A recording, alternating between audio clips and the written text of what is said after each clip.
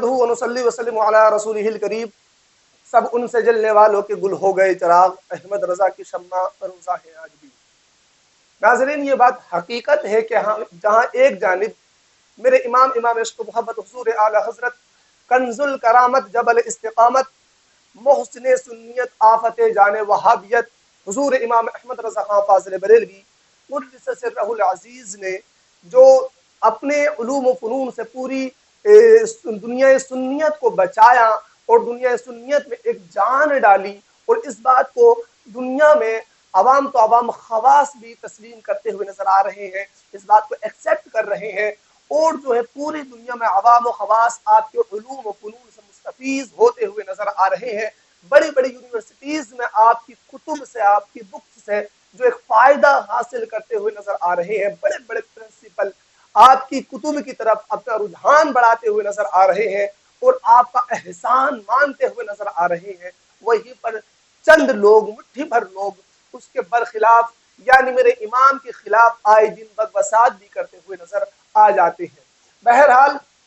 ان کی بکبسات مکمل جہالت پر مبنی ہوتی ہے اور وہ خود بھی جاہل مطلق ہوتی ہیں، ان کو نہیں پتا کہ ہم کس کے خلاف بول رہے ہیں اور کیا بول رہے ہیں۔ بہرحال اس کی جو بنیادی وجہ ہوتی ہے، جیسے ایک طبقہ تو وہابیہ دیابنا کا ہو گیا، اور وہی دوسری جانب جو اپنے آپ کو سنی کہتے ہیں لیکن در حقیقت سنیت سے ان کا دور دور تک کوئی بھی تعلق نہیں ہوتا۔ وہ اکثر بڑی بڑی خانقاہوں میں، جیسے آج اجمیر شریف میں آپ دیکھ لیجئے، وہاں پر اکثر خدام اور اکثر مجاور وہاں جو آپ کو ملیں گے وہ بد عقیدہ ملیں گے، رافضی ملیں گے، وہ جو ہے گمراہ ملیں گے، وہ سنیت سے ان کا کوئی بھی تعلق نہیں ہے۔ ہوتا کیا ہے کہ میرے امام نے کیا کہ اپنے قلم کو مکمل طور پر شریعت کے تابع کیا۔ یہ نہیں ہے کہ اپنی مرضی پڑی اور اپنا من چاہا معاملہ، جب چاہا جو چاہا وہ اپنے قلم سے لکھا، ایسا ہرگز نہیں،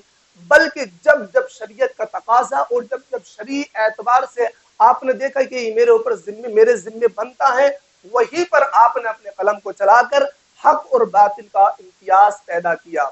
یہ نہیں کہ دوسروں کے خلاف لکھا ہو اور اپنوں کو چھوڑا ہو، یا اپنوں کو جو ہے اسی طرح سے جو منمانی شریعت میں کر رہے ہو کرنے کی اجازت دے دی ہو، بلکہ ایک دوسروں کی دشمناگی کے لیے انہوں نے اپنے قلم کو چلایا ہو، ایسا ہرگز نہیں، بلکہ میرے امام نے جو قلم چلایا اور مکمل طور پر اپنے قلم کو نبی کی شریعت کے تابع کیا، اور اس کے بعد جیسا بر وقت جو معاملہ آیا اسی کو پیش نظر رکھتے ہوئے میرے امام نے اپنے قلم کو چلایا۔ اسی طرح سے جب کچھ خانقاہوں پر، کچھ مزارات اولیاء پر اپنی منمانیاں چل رہی تھیں، وہاں پر جو ہے سجدے ہو رہے ہیں، طواف ہو رہے ہیں، دیگر جو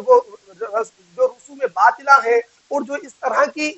حرکتیں وہاں پر سر انجام ہو رہی تھی، جو بدعات اور خرافات جنم لے رہی تھیں، اسی کو پیش نظر رکھتے ہوئے میرے امام نے ان کے خلاف بھی اپنے قلم کو چلا کر اور جو ہے عوام اہل سنت کو بچایا، ان کے ایمان کو بچایا، ان کو گمراہ اور بددین ہونے سے بچایا۔ بہرحال جب اس چیز کو وہ دیکھتے ہیں کہ امام احمد رضا خان فاضل بریلوی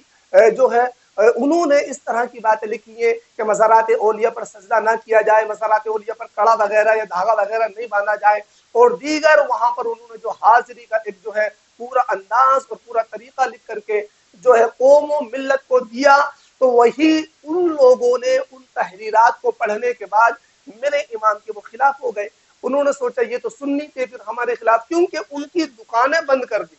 وہ جو اس بنیاد پر اپنی دکانیں چلا رہے تھے اور اپنی گمراہیت اور اپنی بددینیت کو جو ہے فروغ دے رہے تھے، وہی میرے امام نے اپنے قلم کو چلا کر ان کی اس منمانی کے تابوت میں آخری کیل ٹھوکنے کا کام میرے امام نے کیا۔ اس وجہ سے وہ لوگ، وہ جاہل اور جہلا، اور جب ان کا نہ سنیت سے کوئی تعلق ہے، نہ دین سے کوئی تعلق ہے، نہ شریعت سے کوئی تعلق ہے، مزارات اولیاء پر جائیں آپ تو ماشاء اللہ آپ اجمیر شریف چلے جائیں یا دیگر بہت بڑی بڑی خانقاہوں میں، آج اکثر خدام جو وہاں ان کا طریقہ ہے اور طریقہ کار ہے کہ وہاں پر اس طرح کی خرافات اور بدعات کو وہ جنم دے رہے ہیں۔ بہرحال وہاں وہی اسی موقع پر اگر ہم اپنے امام عشق و محبت حضور اعلی حضرت رضی اللہ تعالی عنہ کی طرف نظر نہیں کریں تو معاذ اللہ بڑا بندہ وہاں پر جو ہے اپنے ایمان کو اور گمراہ ہوتا ہوا نظر آ رہا تھا۔